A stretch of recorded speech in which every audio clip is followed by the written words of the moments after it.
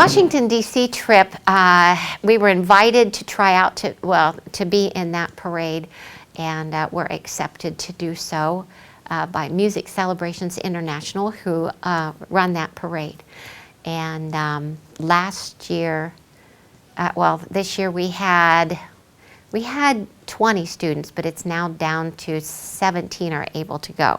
We had a couple of students transfer to other schools, and but one student who just can't go. So 17 students will represent us, and we planned for that by including This Is My Country in our halftime show. So we've been performing it in parades all year.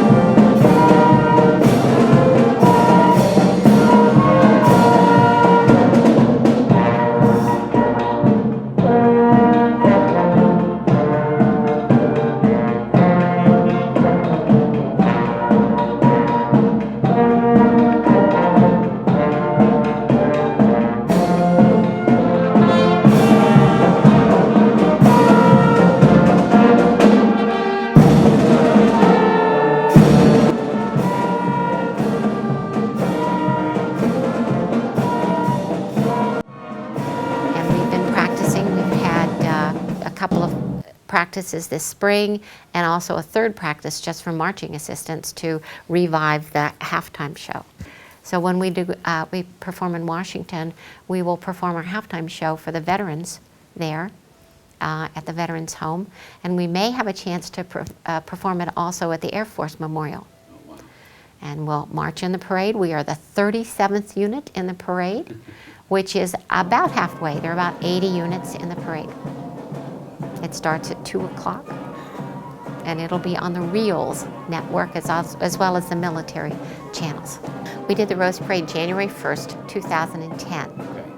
So that was really special. Not only did we do the Rose Parade, but Pickerington Central did the Rose Parade, and the Ohio University Marching Band did the Rose Parade, and the Ohio State Band did the Rose Parade. So there was a band fest that we all participated in there.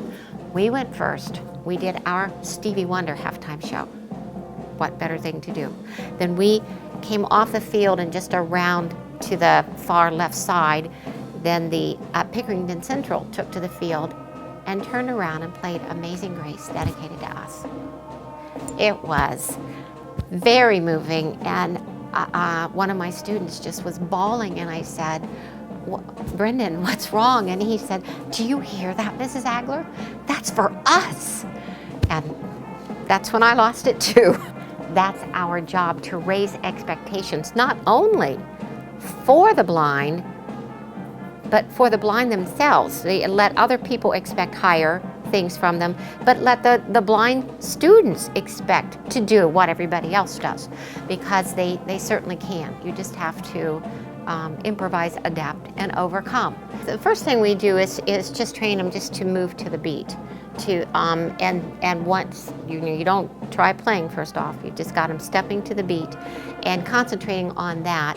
And we work on a high step when we're marching, but when we're in a parade, it's a walking step. And so once we train them for the high step, then we've got to retrain them for a walking step after that to march in a parade.